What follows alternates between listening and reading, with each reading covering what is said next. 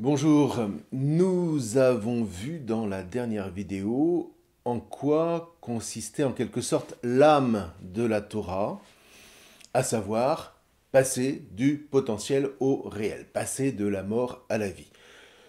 Vraiment, vous voyez, pour la Torah, la mort n'est définitivement pas ce qui vient briser la vie, mais bien ce potentiel d'une richesse infinie qui, si tu en sors pour advenir au réel, t'ouvre à la vie, mais si tu y restes, devient ton tombeau.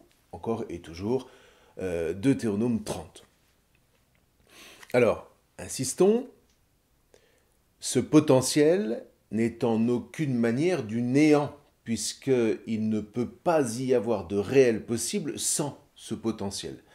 C'est un germe, si vous voulez, c'est une graine, comme dirait Jésus, et c'est ce que le premier chapitre de la Genèse nomme le tohu vabohu, le tohu bohu, c'est-à-dire ce qui est encore informe et vide, mais plein de promesses néanmoins. Donc, le potentiel, ça n'est pas rien. Maintenant, il est non moins vrai que ce qui est potentiel n'advient pas mécaniquement au réel.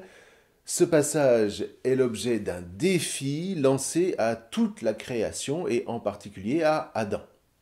Un défi qui consiste à abandonner volontairement la jouissance illusoire du pur potentiel pour goûter la jouissance réelle que promet ce potentiel. C'est la jouissance du vivant, la jouissance de ce qui est véritablement parlant. Quelques exemples pour être concret. Passer son temps sur les écrans, c'est apparemment jouissif.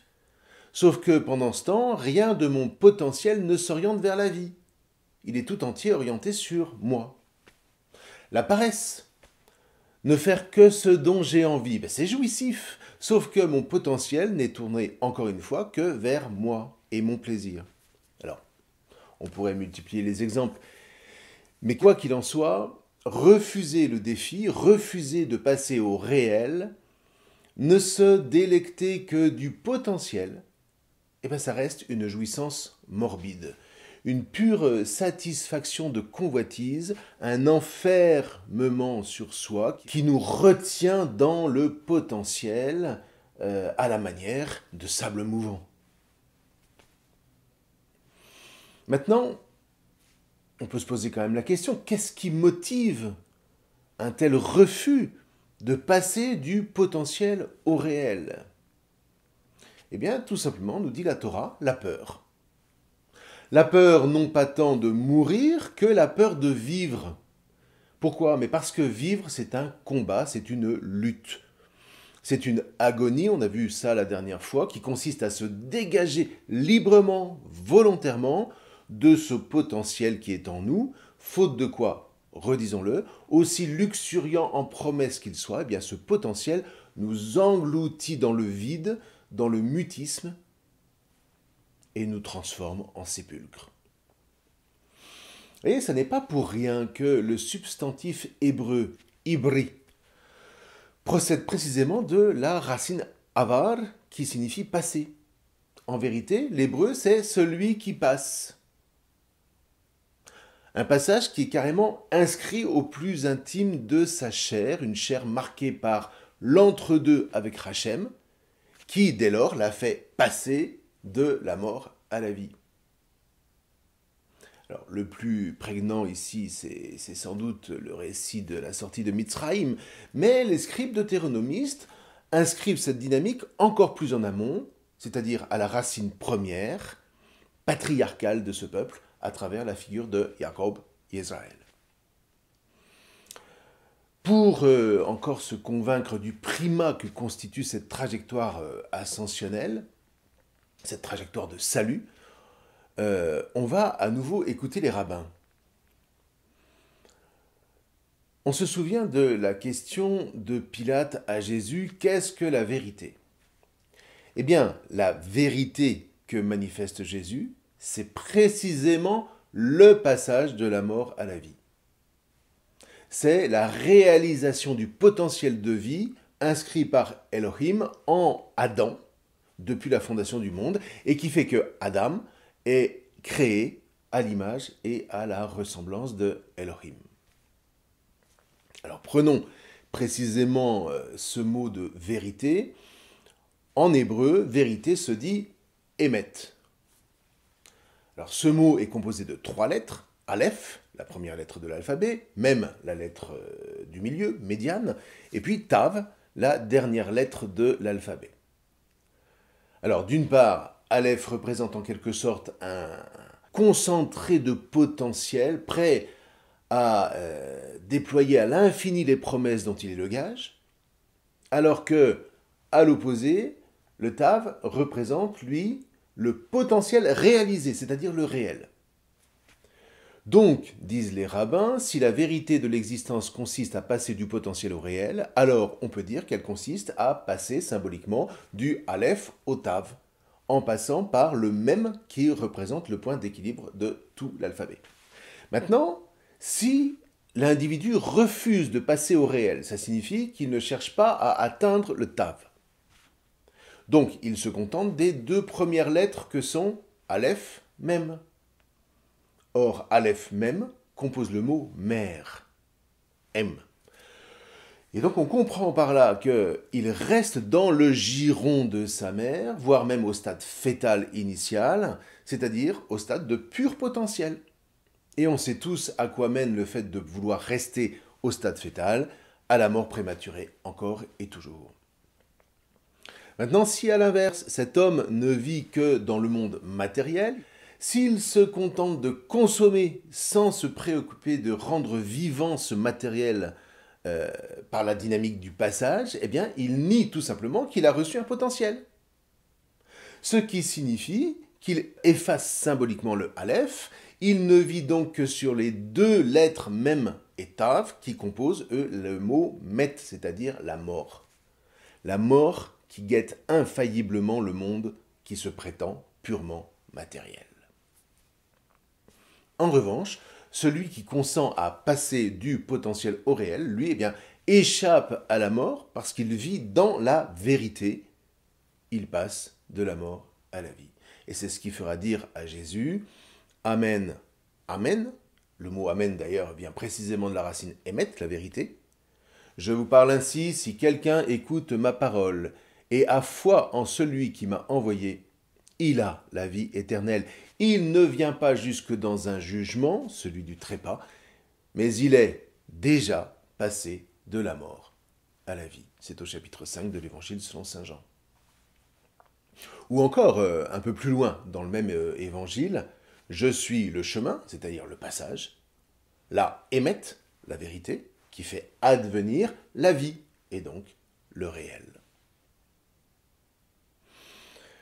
Alors, approfondissons précisément un peu ce point pour découvrir que le rapport entre l'Ancien et le Nouveau Testament tient entièrement dans cette dynamique du passage en Christ de la mort à la vie.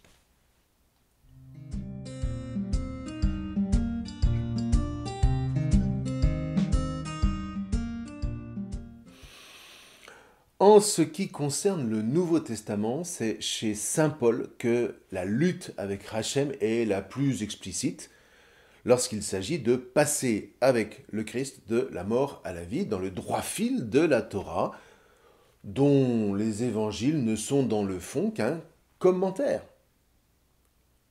Pas n'importe quel, je vous l'accorde, mais c'est un commentaire. Jésus n'a jamais fait que commenter la Torah, comme saint Paul, comme Pierre, etc., etc. Alors, tout d'abord, rapide rappel du contexte historique concernant saint Paul. Paul est juif. Son nom juif est Shaoul, il est donc de la tribu de Benyamin, comme le roi du même nom 1000 ans plus tôt. Celui qui était le prédécesseur de David. Shaoul se présente lui-même comme pharisien, fils de pharisien. Alors rappelons-nous que se reconnaître comme fils ne désigne pas tant la lignée génitale que l'engendrement spirituel. Le fils, c'est avant tout le disciple qui, par l'intermédiaire d'un maître qu'il dénomme son père, consent à recevoir l'héritage de Hachem, à le faire fructifier à sa manière et à le transmettre à ceux qu'il reconnaît comme ses fils à son tour. Et en ce sens, celui dont Shaoul se reçoit comme fils n'est autre que le Rabban Gamliel Hazaken. Rabbi Gamaliel l'Ancien, en français, contemporain de Jésus. Gamliel était un enseignant renommé de la Torah, autant que Nikdaman, c'est-à-dire Nicodème. L'un et l'autre étaient reconnus de leur vivant comme des hommes justes, et par ailleurs, aucun des deux n'a suivi les décisions du Sanhédrin en ce qui concerne Jésus. Gamliel sera même d'une clairvoyance prophétique concernant cette fois la pérennité de l'Église. Se redressant alors, quelqu'un dans le Sanhédrin, un pharisien du nom de Gamliel, un enseignant de la Torah reconnu de valeur par tout le peuple, ordonna de faire sortir les apôtres un instant. Et il leur parla ainsi. « Hommes israélites, portez votre attachement sur ces individus. Que vous apprêtez-vous à commettre ? Avant ces jours-ci, s'est levé Teudas, se disant être quelqu'un, et à qui se sont ralliés environ 400 individus. Il s'est fait supprimer, et tous ceux qui s'étaient laissés persuader se sont séparés de lui. Ils ne sont parvenus à rien. Après lui, au jour du recensement, s'est levé Yehuda le Galiléen, qui a attiré le peuple derrière lui.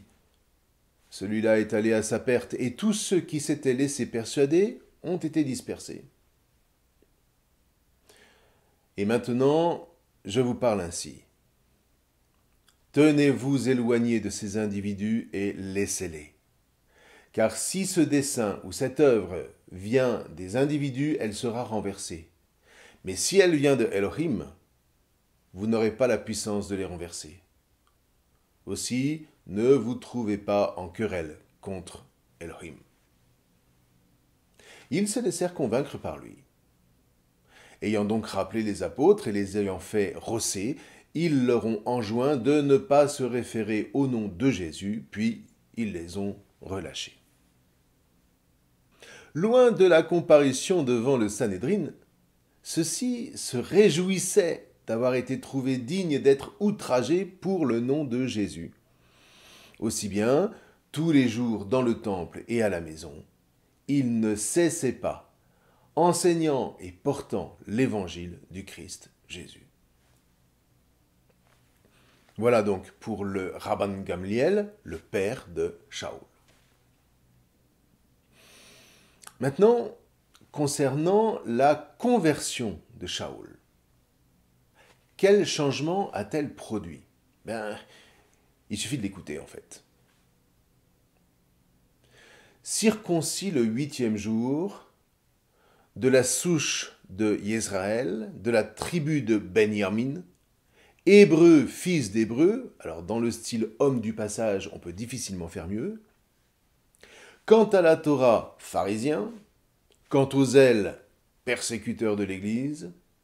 Quant à la justice qui est dans la Torah, irréprochable. Mais ces choses qui étaient pour moi des gains, je les ai considérées à cause du Christ comme une perte. Alors là, écoutez bien, parce que Paul ne dit pas qu'il a abandonné la Torah. Il dit que, à la lumière du Christ Jésus, il découvre que ce patrimoine qui motivait sa ferveur n'était pas encore ce réel auquel il aspirait. Alors certes, la Torah montre le passage du potentiel au réel, et convoque d'ailleurs à s'y engager, mais en elle-même, Paul saisit que cette Torah n'est pas le chemin. Alors, pour comprendre, il suffit dans le fond de s'appuyer sur la racine du substantif Torah, à savoir le verbe yara, qui au hifil signifie montrer, indiquer, et par là instruire. Donc, la Torah, c'est bien l'instruction qui montre le chemin, ce qui est particulièrement explicite, encore une fois, en Deutéronome 30.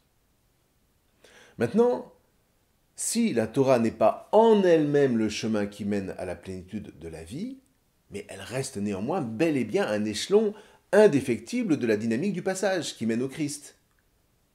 Le Christ qui, lui, se dira être le chemin, la vérité et la vie. Et quand on y fait attention, c'est vraiment impressionnant de voir à quel point Saint Jean et Saint Paul tiennent le même azimut. Ceci dit, jamais Paul ne dira que la Torah est obsolète.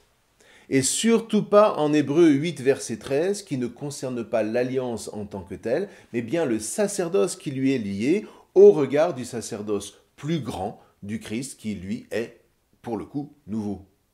Vous voyez, partout on traduit, en parlant d'alliance nouvelle, il rend vieille la première. Or, ce qui est vieux et vétuste est près de disparaître. Sauf que le mot alliance n'est pas dans le texte, et pour cause. Ce sont les traductions qui le rajoutent par commodité de sens. Alors, c'est pas complètement faux, mais dit comme ça porte carrément à caution. Littéralement, le texte de la lettre aux Hébreux dit « En parlant de neuf, il, c'est-à-dire le prophète Yirmiyahu, dont l'auteur de l'épître aux Hébreux reprend le chapitre 31, versets 31 à 34, un texte clé s'il en est, en parlant de neuf, donc, il a rendu vieux le premier. Mais le premier quoi? Mais le premier sacerdoce. Or, ce qui est vieux et vétuste est proche de la disparition.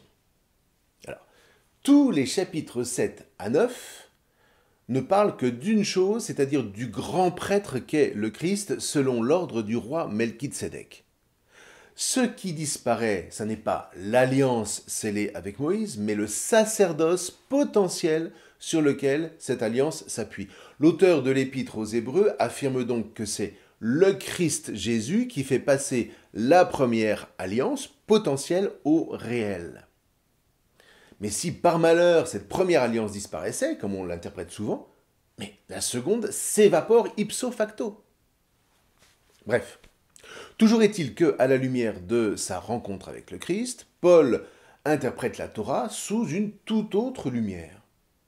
Il l'aime toujours, mais désormais comme cet échelon incontournable qu'il désignera dans l'épître aux Galates du nom de pédagogue, qui conduit au Mashiach, qui conduit au Christ. Ce qui, au demeurant, est vrai en soi, dans la mesure où, en tant que pédagogue, la Torah motive vraiment, jusqu'à aujourd'hui encore, l'espérance messianique de tout juif. En revanche, ce qui est nouveau pour Paul, c'est que la Torah conduit à ce Christ, à ce grand prêtre d'un nouvel ordre qu'est Jésus ressuscité. Et là, évidemment, ça coince nécessairement pour les rabbins. Disons les choses autrement. En bon pharisien, Shaoul interprétait la Torah à la fois écrite, la Torah Shvertav, je ne sais pas si vous vous souvenez, et puis la Torah orale, la Torah Shebe'alpeh. Pour lui, cette Torah, dans ses deux dimensions écrite et orale, était comme le reflet indépassable de la Torah éternelle et incréée qui demeure à jamais, selon la tradition pharisienne, auprès de Hachem. C'est cette interprétation-là que perd, entre guillemets, Paul, mais pas la Torah en elle-même qu'il retrouve tout au contraire renouvelée à la lumière de vie qu'il reçoit désormais du Christ Jésus. Vraiment, je considère que tout est une perte en raison de la souveraineté de la connaissance de Jésus-Christ, mon Adon, mon Seigneur. C'est en raison de lui que toutes ces choses, c'est-à-dire le fait que je sois hébreu, pharisien, zélé défenseur de la Torah et de la justice de Hachem, j'ai voulu les perdre et les considérer comme des rebuts afin de gagner le Christ et d'être trouvé en lui, non pas avec ma propre justice issue de la Torah, mais avec la justice qui advient de par la foi en Christ. La justice issue de Hachem, une justice de par la foi, afin de le connaître, lui, et la puissance de sa résurrection, et la communion à ses souffrances, étant conformé à son trépas pour, si possible, parvenir à la résurrection d'entre les morts. Non que j'ai déjà obtenu cette justice ou que j'ai déjà été mené à la perfection, mais c'est cela que je poursuis si je parviens à m'en saisir, moi qui ai été saisi par le Christ Jésus. C'est le chapitre 3 de l'Épître aux Philippiens et c'est grandiose. Vous voyez, Paul, encore une fois, ne renie définitivement rien de la Torah de ses pères, mais il l'interprète d'une manière renouvelée. Paul investit la dynamique que porte la Torah.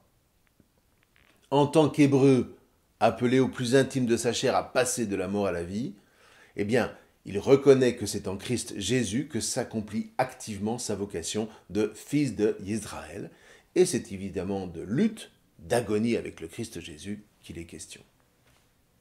Vous voyez, dans ce sens, Paul écrit dans la seconde épître à Timothée. « J'ai combattu le bon combat. J'ai achevé la course, j'ai gardé la foi. Désormais, la couronne de justice m'est réservée. Hachem, le juste juge, me la donnera dans ce jour-là, et non seulement à moi, mais encore à tous ceux qui auront aimé son avènement. » Ailleurs encore, il dira aux saints qui sont à Éphèse, « Reprenez l'armure de Elohim, c'est-à-dire combattez avec lui, afin d'être rendus puissants et résister aux mauvais penchants, mettant tout en œuvre pour tenir. Oui, tenez, ayez saints vos reins de la vérité, émettent.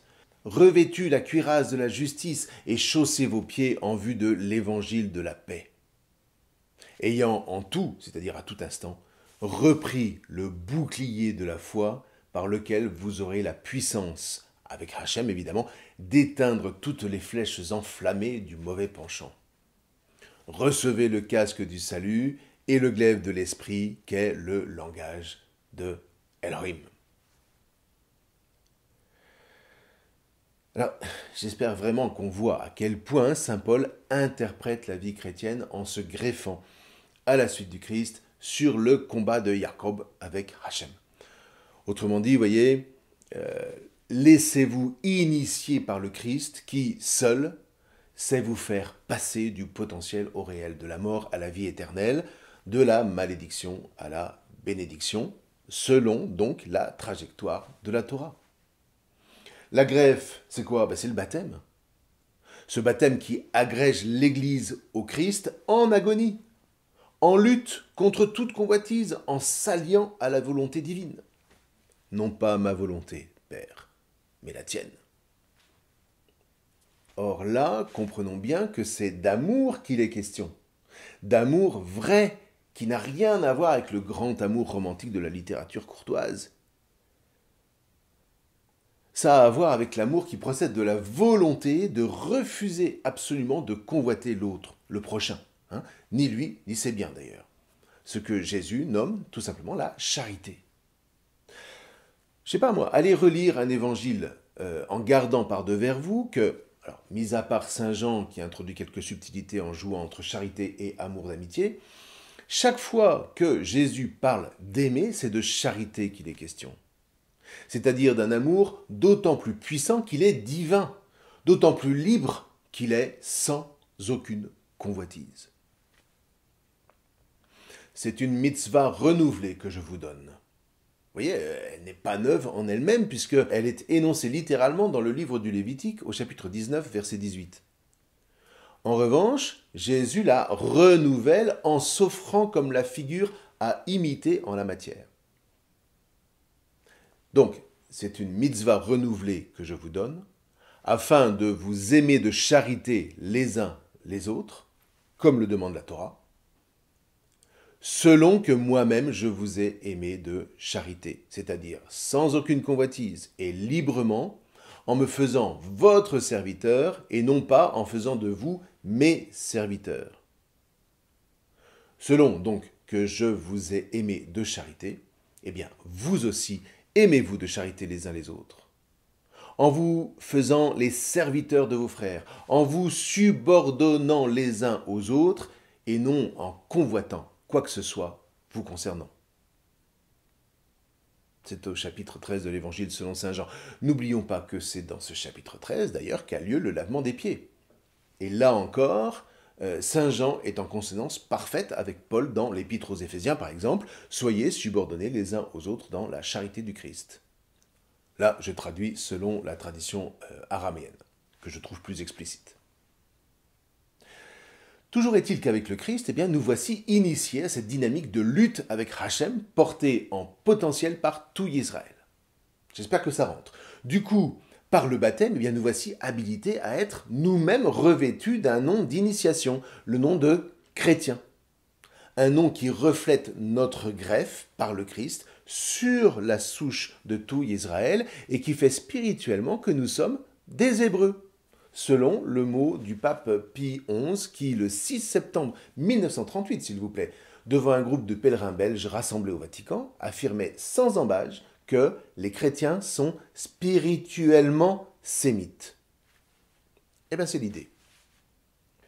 Au demeurant, que Jésus ait consenti à vivre cette initiation pour lui-même recevoir du Père un nom nouveau, celui de Christ, de Mashiach, mais c'est écrit en toutes lettres dans l'hymne de l'Épître aux Philippiens. Discernez entre vous ceci qui est dans le Christ Jésus. Lui, s'avérant de condition divine, il est le Verbe fait chair, dit saint Jean, n'a pas considéré comme un rapt d'être égal à Elohim en tant que Verbe. Mais il s'est vidé lui-même, il s'est vidé de sa condition divine, prenant la condition d'esclave. Alors là, c'est un peu compliqué parce qu'il entre dans la condition de pécheur alors même qu'il est sans péché, devenant par là identique aux hommes. Vous voyez, il entre dans le domaine du potentiel caractéristique de la nature humaine dès l'instant où elle est créée. Et ce potentiel, rappelons-nous, c'est d'être épousé par la nature divine. Ayant été trouvé par son comportement comme un homme, il s'est humilié lui-même, devenant obéissant jusqu'au trépas et un trépas de croix. Eh bien, voilà l'initiation qui consiste à traverser les ténèbres par son agonie, son combat qu'il mène avec le Père au fil de sa passion. C'est pourquoi Elohim l'a souverainement hissé et l'a gratifié du nom qui est souverainement au-dessus de tout nom. Voilà le changement de nom en tant que Mashiach, en tant que Christ, dans sa chair, eh bien, est manifesté le nom de Hachem. Non pas qu'il devienne Dieu, mais en sa chair, il manifeste la réconciliation de la nature divine avec la nature humaine pour que leurs noces, les fameuses noces de l'agneau de Saint Jean, passent enfin du potentiel au réel, ce que traduit magistralement son passage de la mort à la vie. Afin que, au nom de Jésus, tout genou fléchisse au ciel, sur la terre et jusqu'au fond du Sheol, et que toute langue confesse publiquement que Hachem est Jésus-Christ, à la gloire de Elohim, le Père. Voilà le réel. Alors à travers tout ça, vous voyez, je voulais qu'on voit mieux combien le ministère de Jésus accomplit en plénitude la figure de Jacob, recevant le nom nouveau de Israël. Selon une trajectoire qui s'avère porter en elle-même ce potentiel que les scribes deutéronomistes ont mis en scène dans leur récit, et d'autre part que Jésus, en digne fils d'Israël, fait passer au réel, à la plénitude, au plérum, dit saint Paul. En lui, vous voyez, c'est vraiment toute la nature humaine qui est assumée, épousée par le Verbe fait chair, cette nature humaine, cette épouse, qui est donc rendue capable désormais de passer du potentiel au réel, de la mort à la vie, encore et encore. Vous voyez, le Christ Jésus révèle ainsi par sa résurrection que l'essence humaine, et rien de moins, contient en fait potentiellement cette capacité à s'unir à la nature divine. Il nous révèle que si Adam est créé par Elohim à son image et à sa ressemblance, mais c'est pour déployer jusque dans sa chair, jusque dans la chair adamique, ce potentiel qui, précisément, l'appelle à épouser Hachem. Mais c'est à travers la lutte librement consentie contre toute convoitise. C'est à travers cette agonie qui, avec le Christ, le nouvel Adam, fera enfin passer Adam de la mort à la vie selon le dessein de salut éternel voulu par Hachem depuis la fondation du monde. Alors écoutez, la prochaine fois, nous reviendrons à nouveau sur le combat de Jacob, qui a encore bien des choses à nous dire, bien des paroles à nous livrer. Je vous remercie.